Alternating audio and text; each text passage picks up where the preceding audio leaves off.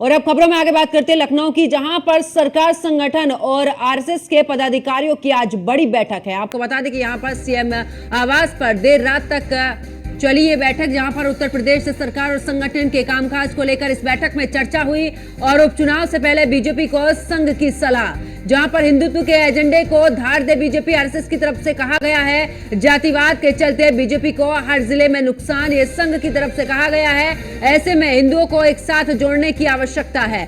तो बड़ी खबर आपको बता रहे, जहां पर यह बैठक हुई और देर रात तक ये बैठक चली है। हिंदुत्व के एजेंडे को धार दे बीजेपी, आरएसएस की तरफ से यह कहा गया है। इसके अलावा आपको बता दें कि जातिवाद के चलते बीजेपी को हर जिले में नुकसान हुआ है, संघ की तरफ से यह सलाह दी गई है। वहीं ऐसे में हिंदुत्व को यानी कि हिंदुओं को एक साथ जोड़ने की आवश्यकता है, यह संघ की तरफ से कहा गया है। तो सरकार, संगठन और आरएसएस के पदाधिकारियों की बड़ी बैठक, और आपको बता दें कि इस दौरान सीएम आवास पर देर रात तक चली ये बैठक।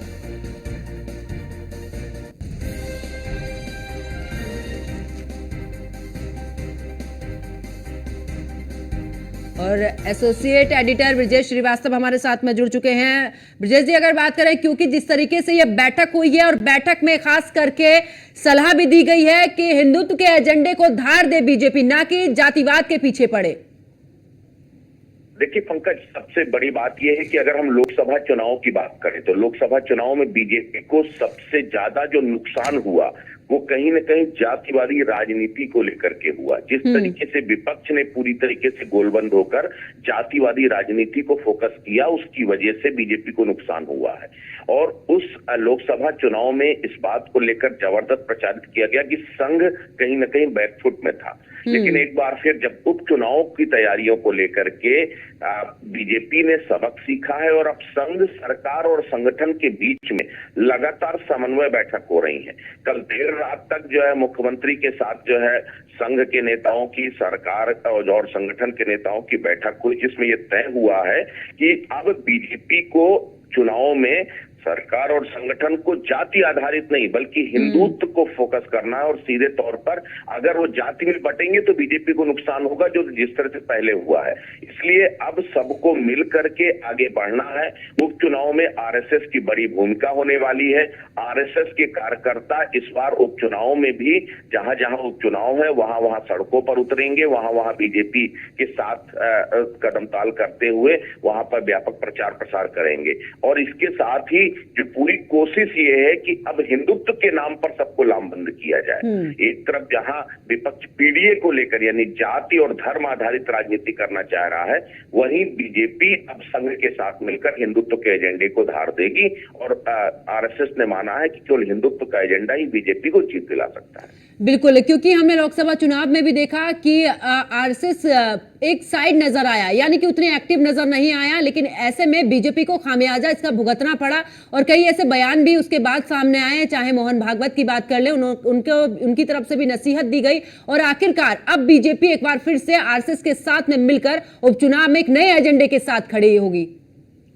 पंकज, आरएसएस केवल एक विचारधारा नहीं है बल्कि अपने आप में एक सोच है, एक आइडियोलॉजी है। और बीजेपी के लिए रोड मैप तैयार करने का काम संघ ने किया है।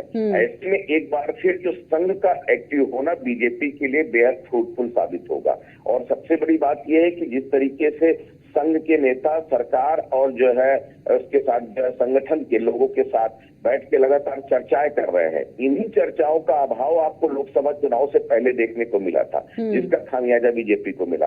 अब उसके बाद जो है चुनाव के नतीजे आने के बाद कई बार संघ और सरकार, संघ और पार्टी के नेताओं के बीच में समन्वय बैठक हो चुकी है। और जो कल रात में अहम बैठक हुई है मुख्यमंत्री आवास में, वो बैठक अपने आप में बेहद अहम है। उस बैठक पे तय किया गया है कि 10 सीटों पर संघ पूरा जोर लगाएगा और संघ के दिए हुए दिशा निर्देशों पर पार्टी और संगठन आगे बढ़ेंगे।